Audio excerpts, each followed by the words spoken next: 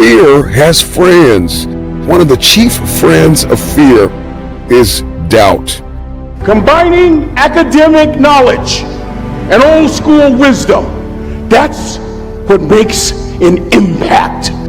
We need to have a very big conversation in the business world about how much kindness, compassion, empathy are the superpowers of business. When your perspective, your perception diametrically opposes your reality, if you are going to give and grow and evolve and attain and become, everything rises and falls on your viewpoint. The question is not how do you develop the motivation to keep going. The real question is how do you develop the discipline to do the stuff you need to do even when you don't feel like doing it. And I believe in business, what is very clear to me is people think kindness and they use kindness, but what it really is a slight version of manipulation. You're doing something with thinking something else is going to happen. Wisdom will come to you in the unlikeliest of sources, a lot of times through failure. When you hit rock bottom, remember this: while you're struggling, rock bottom can also be a great foundation on which to build and on which to grow. You cannot change the past, but you can change your perspective about it. Your viewpoint is your advantage. Your viewpoint is what changes the game. Here's what we do know. Life doesn't get any easier. It doesn't get more forgiving. We just get stronger and we get more resilient.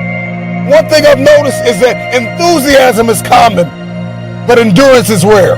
The race is not given to the strong nor the swift, but it is given to he that endureth until the end. One thing I know is that we've all been hit with a measure of adversity at some point in our life. Everybody listening to me has been hit with a measure of trauma. Everybody wants destiny. Everybody wants manifestation. Everybody wants fulfillment. Everybody wants the next level in the relationship and a higher quality of living. But nobody wants to eliminate distractions. Nobody wants to disappear for 3 months, 4 months, 6 months and eliminate all distractions and get into a place where you can focus on just you. What if you could just shut out every distraction? What if you could just shut out the world for just a season and focus on you? A man is rewarded in public for what he does in private. The reason why you don't see it, the reason why it has not manifested, the reason why you are so frustrated is because you have not been willing to forsake all that you've been called to forsake and to follow through behind closed doors.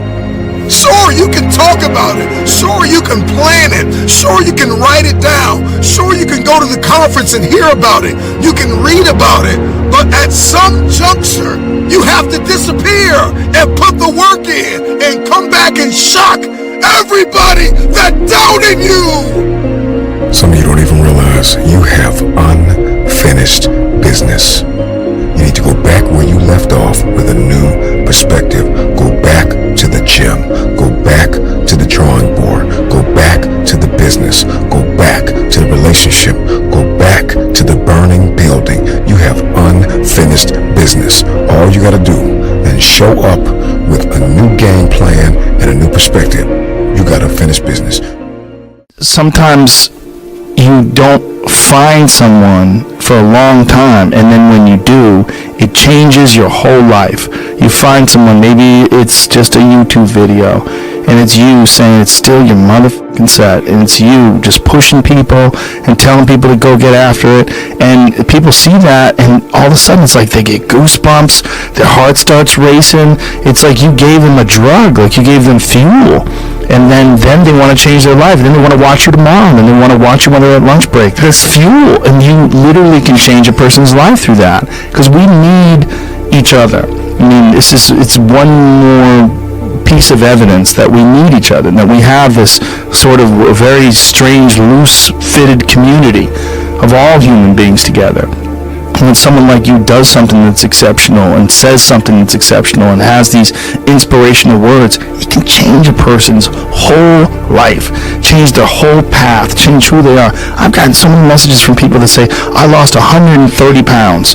You know, I did this. I got off sugar. I'm fucking running every day. I hit the gym 5 days a week now. I'm a different person. I'm drinking water. I'm exercising. I take vitamins. I'm eating healthy. I got more juice. I got more energy. My whole life is different now. There's no personal satisfaction in accomplishments if nobody loves you. You're not going to enjoy it. Love is the most important thing. And that sounds so cliche, but without love, it's all useless. Yeah. It's all useless. We all need each other. Yeah. We really do. There's something beautiful about that, though. You know, like you can't just go it alone. You really do need each other. Through time and effort, you build a stronger human. You build a stronger body. You build a stronger mind. You build accomplishments and will and momentum. And then you look back and you go, hey man, I'm not washing tables anymore. You know, I'm not washing dishes. I'm not cutting lawns. I'm not digging ditches. I'm a different person now. You are not your past. You're you. You're you right now. You might have done some things you wish you hadn't done. Don't dwell on that. You can learn from it, that's fine, but don't dwell on it. Just keep moving. Keep moving. You know, use it as fuel. Say, never again. I get what I did wrong, but don't think that you're that person that made those mistakes. You're the person who's learned. How much is it? Like, I'm going to ask that question, whether it matters or not. It doesn't matter where I get in my life. I don't think I'm ever going to be free of. How much was that? Because when I grew up, you had to know what things cost. Money it's a terrifying thing because it's the one thing in life that everybody gets money. It's the one place where everybody gets it, and now what do? And I can lose it now. So it's a terrifying concept, like power. You know, very few of us ever get any kind of influence or power, right? Once you get it, you're like, hey, what do I do with this? Am I going to do the right things with it? And so I think people withhold themselves because we're not educated about money. We don't know where it comes from. We have a lot of misinformation about it. Our parents terrified us. You know, money doesn't grow on trees. Save your money, it'll save you. All these things our parents told us because they were enamored or encumbered with the same kind of liabilities around money. Right. I don't know how to get it. I don't know how to keep it. The worst part that we're all at is I don't know how to invest it. Some people get good at getting it. Very few, actually. Fewer people at keeping it. My dad died when I was 10. So he paid all his debt off, had everything paid, and so that's all I had, right? Everybody around me was like, get money, keep it, don't use it, you know, but you should invest, but nobody ever learns that third one. And so I think we're just a bunch of people walking around terrified of this apparency of it's scarce, and it's not. And, you know, it's not. There's nothing scarce about it. This is what I did for 25 years, from 25 to 51 years old. Spent my most valuable asset, time, to get money, terrified every second of every day. That's really what's driven me the whole time, was terror. When you don't know, you're going to be scared. So I'm going out to get money. I won't spend any of it because I'm terrified that if I don't know how to get more. I'm worried I can't keep getting more. So then I'd get the money and then I'd rush off and spend my most valuable asset, time, again, to bring it to the bank. Still today, man, it's tough for me to buy blue jeans if they're not on sale. And I'm like, this is stupid, man. Like, well, I'm just going to wait.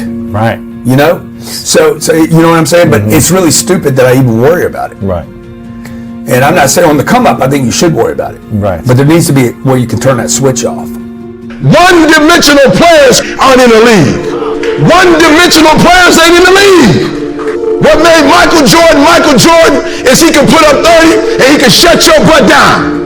He can play offense, he can play defense. He can play 40 minutes, 48 minutes. If you're not where you want to be financially, if you're not where you want to be emotionally, if you're not where you want to be physically, relationally, socially, 10 times out of 10, it is because you have settled in a place called convenience. And most of you in this room, your problem is you're one-dimensional and you're trying to hang your hat on that. So what? I'm the #1 motivational speaker in the world. Am I the #1 father in the world? My kids don't care nothing about YouTube. My wife don't care nothing about YouTube. So what?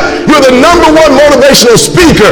Are you the #1 husband? When you come home, cut all that foolishness off and give me. And y'all conferences, do me a favor. You and CJ talk, and when you get in the garage, you close the garage, and when you come in the house, you take E.T. the hip-hop preacher off. I want Eric. I married Eric. I didn't marry E.T. the hip-hop preacher. If you continue to believe that your best work is behind you, then you will never achieve what is ahead of you. So real quick, what you got to let go of? Write it down right now. Let's not play. There's an anointing in this place. What do you need to let go of so you can become 1%? Wealth is a mindset. It's not a dollar amount.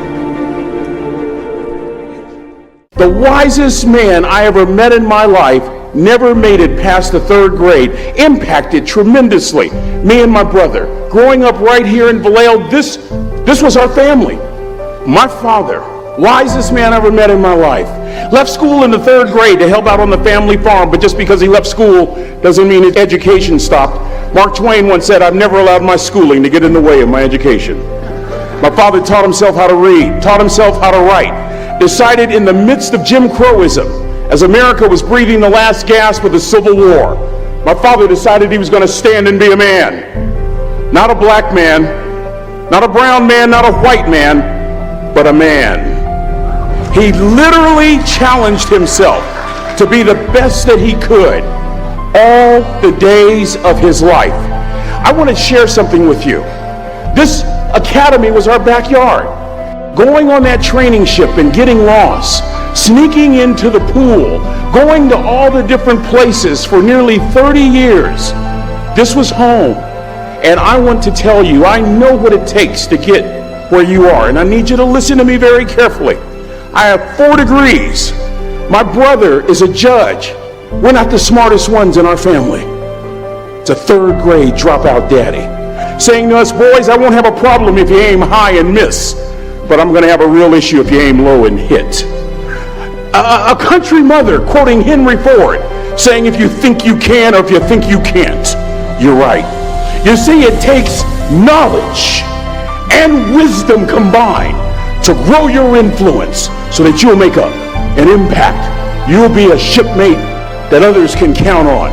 I learned that from a 3rd grade drop. Simple lessons. Lessons like these. Son, don't judge people. The tendency of a person is to walk away from somebody that's different from them. You stay there and you get to know them. Never judge. Then he dropped Jonathan Swift on me, who said vision is the ability to see the invisible. Don't judge. Another lesson from this 3rd grade dropout. Son, you'd rather be an hour early than a minute late. My father had the breakfast and lunch shift here at the academy. He had to be at work at 5 o'clock. We lived on Louisiana Street, 15 minutes away. My mother said for nearly 30 years, my father left the house at 3:45 in the morning. One day she asked him, "Why, Daddy?" He said, "Maybe one of my boys will catch me in the act of excellence." Aristotle said, "You are what you repeatedly do." Therefore, excellence ought to be a habit, not an act. Don't ever forget that. Trying to control the mind with the mind is like trying to grab fog. It's vapors. You're never going to grab it. The nervous system includes the brain, but also all the connections to the body and back again. And so when you can't control your mind, you want to do something purely mechanical. All trauma, anxiety, fears, they all map back to stress in some way. Now, you can have stress without trauma. You can have anxiety without trauma, but you can't really have trauma without stress and anxiety. Even though there aren't really strict definitions of the boundaries between trauma and stress and fear, I think it's fair to say that trauma is a fear and or stress response that's happening at the wrong times, right? It's sort of carrying over from an experience that's making life uncomfortable or in some cases exceedingly challenging. So the first thing for anyone trying to navigate stress is to understand in what kind of stress they're dealing with. Are you exhausted and having a hard time getting your energy up? Or is your energy too high and you're having a hard time getting your energy down? Because the solutions to those are often quite different. It's very hard to control the mind with the mind. It can be done. I say when in moments of stress, either excessively alert stress or excessively fatigued stress, look to the body because there are mechanisms that have been built into the body designed to do this. Now, the reason I can say that is that the physiological side, the double inhale exhale, is controlled by a specific set of neurons in the brainstem that Jack Feldman's lab discovered. Inhale emphasized breathing can be practiced in a way sort of away from stress in a kind of offline approach that can be beneficial for raising what we call stress threshold. So there's a whole other way to look at stress, which is to say, how do I get calmer in the mind when my body is freaking out? So I was born with a physical disability. I was born with 2 fingers on my left hand and a shorter left arm, and now I have a super cool bionic arm. But you know, the majority of my life, I hid my disability. For 17 years, I hid my hand. You know, I was bullied. I was like so depressed, and like mental health just wasn't a thing for me because I was just a one-handed guy living in a two-handed world. When everyone stares at you, when everyone makes fun of you, when you're kind of segregated and shown to be the monster, you know, it takes a toll. And unfortunately, there are so many labels that get put on people, especially people with disabilities. You know, when you think about synonyms for disability, you think of weak or broken or useless or helpless or less than. And I don't know if you can imagine being a kid living a life they didn't ask for, being labeled weak or broken. You know, so that really hurt me. And for 17 years, I hid my disability up until a few years ago. I had to build this persona of fake confidence, and I kind of became that person that everyone's like, oh yeah, that's just the guy who hides his hand. But I had this fake sense of confidence about my disability and pretended like it didn't exist. And I did that for almost, 20 years. The biggest advice I could give myself is you have a right to what you're feeling, but just because you feel it doesn't mean it's real.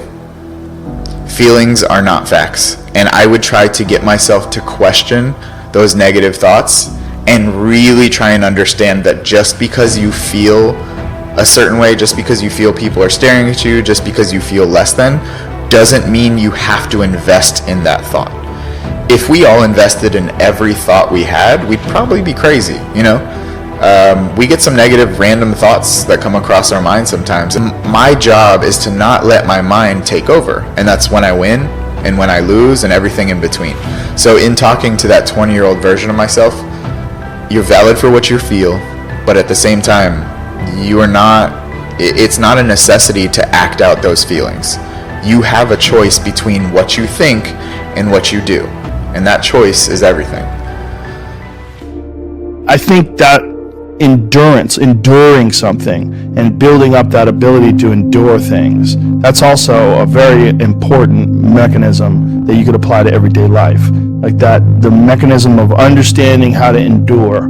There's a lot of people just running from discomfort. They're running from it. They're just avoiding it. It's so easy to. And like if you get distracted for a second, you're like, let me check my phone.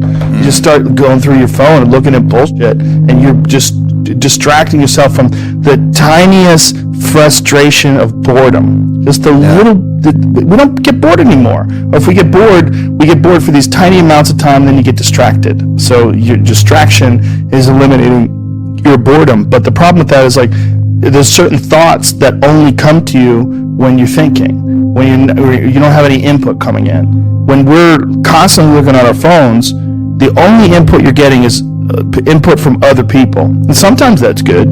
Sometimes you get good stuff out of that. But it's like a diet of only fruit. Like, hey, motherfucker, you need some protein. Yeah. Like you need to get some other things in your diet. And I think having discomfort in your diet, like having it as a regular part of your life, it minimizes the amount of other kinds of bullshit. And I think that insanity and greatness are next door neighbors, and they borrow each other's sugar. There's something about mastery, like true mastery, that requires you to shut off massive areas of your life, personal areas, relationships, education. My education was a joke. I mean, until I was 21 years old, until I started doing stand-up comedy, I didn't read books. I mean, I might have read a Stephen King book here and there to kill time while I was on a train on my way to training, but there was no desire to educate myself. If I was educating myself, it was maybe reading the Book of Five Rings to learn better strategy, to be a better fighter. That was all it was. Was there ever a point where you said, I'm a little out of balance, I need to go the other way? Well, I realized I was a flawed person for sure. And I think in realizing you're a flawed person... What helped you realize that? Just fucking up. Just being an idiot. Realizing, girls would get mad at me, or maybe guys would get mad at me. Whatever it was, I realized that I had flaws, I knew that I was... And then also failing at comedy. one of the hardest things to do is to go from being really great at something to sucking at something, and that something that you suck at is now your path. And that's what I found myself in comedy. I could get laughs every now and then, but I knew I wasn't anything special. I knew I was terrible, and there was something exciting about being terrible because I had potential, because there was potential for growth. If you start doing it and you're great at it, like naturally, like maybe I wouldn't have had the motivation to do it as a living for 25 years like I've done. I don't know, but at that time, making that transition from martial arts competition to being a comedian, that's when I started going down the road of balance and started trying to balance myself as a person. And I started trying to almost educate myself to have more things to talk about on stage. And then along the way, my curiosity started to blossom, and then I started to just be interested in things for being interested in them. And as I got better as a comedian, I became less worried about what other people thought about me and more worried about just improving and keeping this sort of momentum going. And as I relaxed more, in having some success in life and sort of not worrying about bills as much, not worrying about my future, then I started to explore altered states of consciousness, and then I really started opening up the door to the whole yin and the yang. Life is filled with so many different kinds of experiences that are available, and that's one of the things that you sort of open up to when you relax. When you relax and, you don't worry about what you look like, you don't worry about what you sound like, you don't worry about how people feel about you, because you've thought about all these different things on your own, and you've kind of corrected as many things as you can correct given that time period. But you feel comfortable that you're on a good path. Then you sort of can entertain ideas that maybe you wouldn't if you were insecure or more insecure. I think you have to be insecure if you're finite. We're worried about death. We're worried about disease. We're worried about loved ones. We're always going to be, in a certain sense, insecure. We're worried about being sexually attractive. We're worried about being socially interesting. Sure. There's always going to be some form of insecurity, but that's also part of the balance of life too. It's like you don't ever get to bliss. What you get to do is chase bliss. You get to enjoy the moment. The moment is amazing, and it'll go away, and you'll be fucking tired, and you got to get up, and you got to drive in traffic, and you're not going to like it, and you got to, do some shit you don't want to do. It's a lot of times where I work out where I don't want to, and I make myself do it. If I was living in bliss, I'd just be a fat fuck sitting on the couch, thinking that I don't want to do that. My life is about enjoyment. No, there's enjoyment in doing things you don't enjoy. The ROI, I like to say, of a basketball is billions of dollars for LeBron James. It's zero for me. How one plays with the tools is the variable of success. I do believe that the far majority of what is the opportunity in this room or the limitation sits in two very simple categories. One's uncomfortably black and white, and one is remarkably gray. The black and white is what I just started with. Until you start making dozens of videos, pictures, and written articles a week, you will continue to leave an extraordinary amount of money on the table, and somebody sitting next to you is going to do it and take your market share. And I don't care if you've been the queen of that city for 30 years and work on your reputation, slowly but surely you will lose, because that's what always happens in business. I love OG life, and it is absolutely building on reputation. But I love when an agent says to me, "Dear, you don't get it. I dominate this town for the last 30 years. I'm like, "Dear, you don't get it. You don't get it. Much bigger companies than you have gone out of business with fucking audacity." And it is audacity in 2022. It is only, and this is very clear, if you're sitting in the crowd and you're not doing this work, it's only two things, and they're both interesting. One is audacity. You're audacious that what you did in 1993 or 2001 or 2007 is enough for you to dominate 2022. Or you've lost your ambition, which is okay. I don't think of that as a bad thing. I don't think it's a bad thing that you're not as hungry. Maybe you've scratched your itch. Maybe you do want to do other parts in your life. But look, don't lie to yourself and understand yourself on where you are in your journey. 2022 is going to be a remarkable opportunity for this room. The question is very simple though. Who's going to actually put in the 30 hours of work starting today to actually know how to do pictures and videos and written words on these platforms, and who's not? And it becomes a very simple game.